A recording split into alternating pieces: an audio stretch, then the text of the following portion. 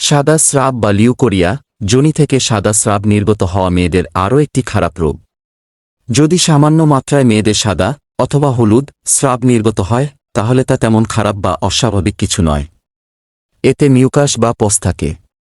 কিন্তু অনবরত এবং নিয়মিত সাদা স্রাব হওয়া ভালো লক্ষণ নয়, বিশেষ করে যদি সঙ্গে চুলকানি ও জ্বালাভাব থাকে।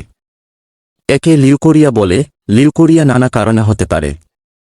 গর্ভাশয়ে বা গ্ল্যান্ডসে দীর্ঘদিনের সংক্রমণ বা স্থানীয় সংক্রমণ অথবা জননাঙ্গে শোথ থেকে এই রোগ হতে পারে। অনেক সময় সেক্স হরমোন অধিক পরিমাণে তৈরি হওয়ার জন্য এমনটা হয়।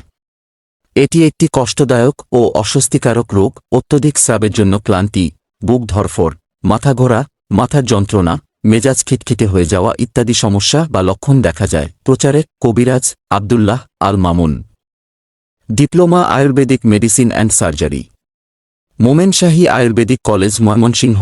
পরের পর্বে চিকিৎসা বিষয়ে আলোচনা করা হবে।